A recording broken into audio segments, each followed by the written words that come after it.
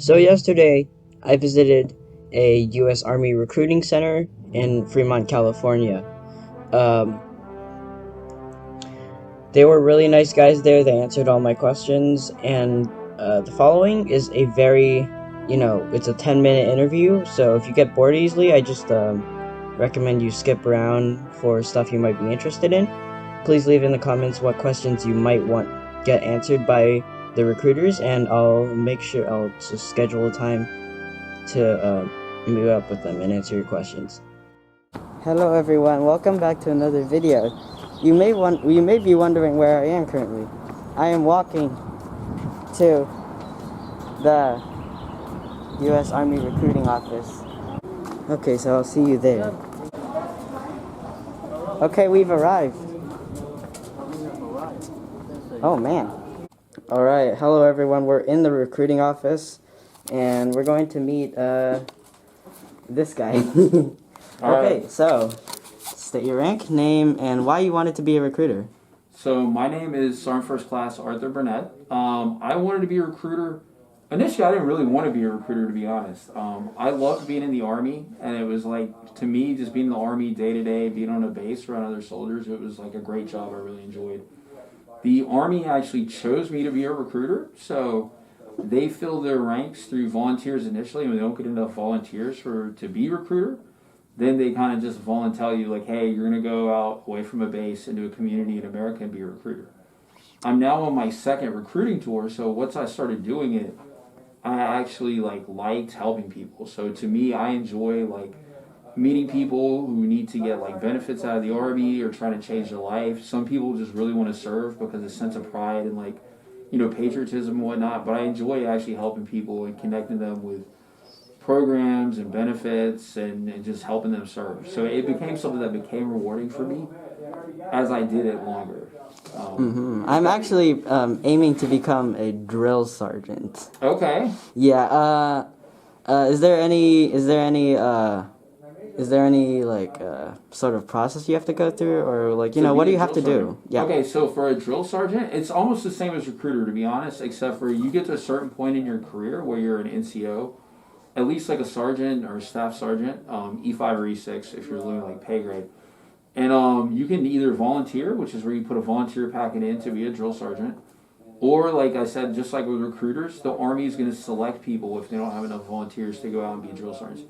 They do screen your record to make sure that you haven't been in trouble, and that you're sound to be out in public away from a base, because it is, it's like a position of trust. So they're trusting you around civilians, around people that are not in the Army yet. So they look for people with clean records, and they think will be good for the position.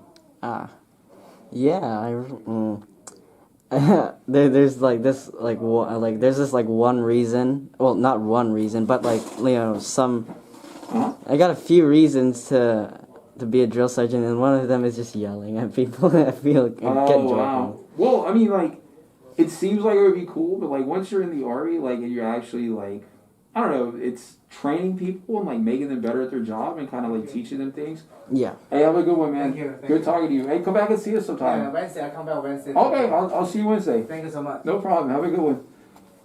So it's honestly training people and helping them learn and grow and get in better shape and stuff like that, and make that transition from a civilian to a soldier is more than just yelling at people. You know what I mean? Yeah. It's actually it's rewarding in a way, But first, you really break them down from civilian life, and then get them used to military life before moving on. I guess so. That is part of it. Yeah.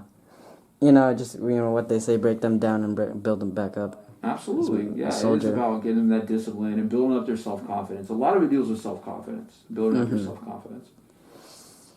Oh, this is kind of a kind of controversial one. Oh man. Yeah. I mean, in these times, some people say that, recruiters will tell you what they want. Do you want to say anything on that? So I don't, you know what I mean? I think the process is a lot more transparent than most people think. So everybody has an assumption that hey, we work for the government, we're just used car salesmen, but it's actually a very transparent process. everything we have to offer is based off your aptitude. So like there's a test, it determines what you're good at, what you're bad at. We don't actually get like a bonus for convincing you to do any specific job, or like it's not somehow like we're like, oh, if you're a truck driver, that's what the Army wants to fill right now, they give me more money. There's actually no bonuses for convincing anybody to do any kind of job or anything like that. So the process is actually very transparent. Like once you take the ASVAB test, which is the Armed Services Vocational Aptitude Battery, we can actually show you like exactly what you're qualified for, and exactly what's like shipping out in the near future, like what the Army's trying to fill, what incentives are attached to it. So I'm not out there trying to hold anything back. It actually benefits me if you're happy with your contract, right? Because if I get you the exact job you're looking for with a huge bonus, and you're walking around in the community telling your friends like, hey, this Army recruiter hooked me up, like look at all these benefits and this cool bonus I got, that's way more helpful for me than if you're out there saying negative things about me in the community. And that's the way I look at it, and that's the way I try to recruit, because it is a huge like word of mouth like business. Yeah. Mm-hmm.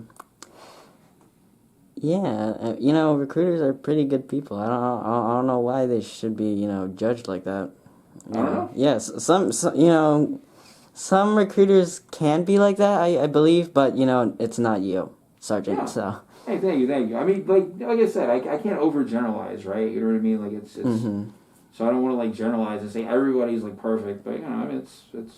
Yeah, there's some bad apples out there, but, yeah, the Army can fix that. Yeah, absolutely. Yeah, so, what type of, experience does the Army prefer in a trainee? And like somebody to look for to recruit. Yeah. So they do look for people with like clean backgrounds, like no criminal charges. You have to be able to pass a drug test.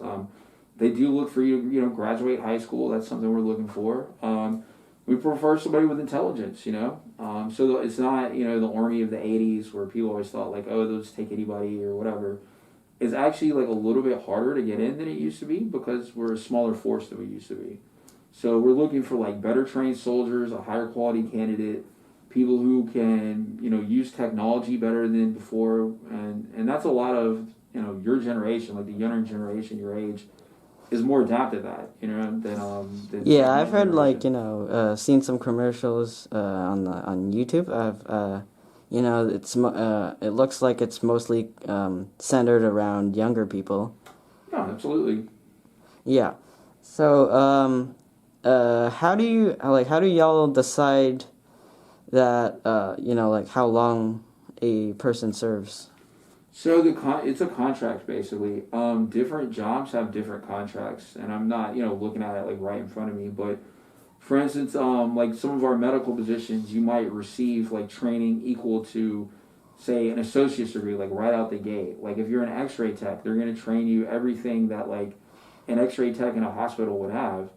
So they're going to want to get a longer contract out of you versus if you do like a mechanic contract. Then it's like, okay, the training's probably 4 months, or I don't know off the top of my head, I'd have to look, but it's a quick training, so they don't need to get 4 or 5 years out of you. Some of our contracts are as short as 2 years active and 2 years reserves, so we call it a 2x2 contract. Which if you're just looking to like dip your toe in the water, you don't want to go too extreme and sign up for a long period, you can do a 2-year contract. See if you like the Army, and then if you're not, like you're like, hey, the active duty lifestyle is not 100% for me, you just transition in the reserves and move on, but at least you knew. So it's kind of like a short contract. So it just depends on what you're trying to get into. So I know we're running out of time here. Y'all close at 5. Mm-hmm. But I asked you this before, but I didn't really ask it on video. So I'm pretty sure my viewers need to know, how do you get promoted? So to get promoted, initially like through the junior ranks, which in my mind the junior enlisted ranks is like private to specialist D4. Those are generally like based off time and grade, and just the longer you're in essentially. Once you get to specialist E4, to make the jump from E4 to E5, which is sergeant in the Army, they look for people with leadership qualities. So they're looking for that soldier that takes charge of everybody else when nobody else is looking. Somebody that kind of like sets the example for the other soldiers, somebody who's strong in physical fitness, intelligent, and then they'll actually set up what's called a board, which is where the local leadership of that unit reviews that soldier to see if he's ready to make that jump to sergeant and take charge of other soldiers. And then once that happens, you actually become what we call a non-commissioned officer as a sergeant, and it's a very big honor to be a non-commissioned officer. Mm-hmm.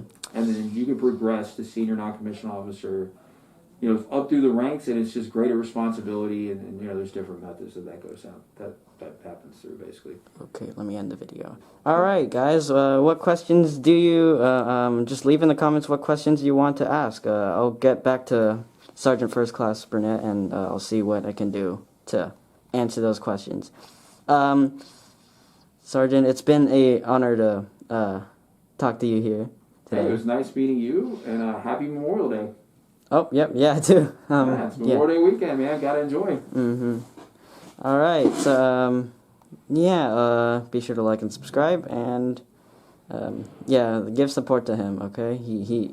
Army's recruiting people is very hard. You gotta convince people, so, kudos to him for that, for trying hard to, impress his, superiors. And, yeah.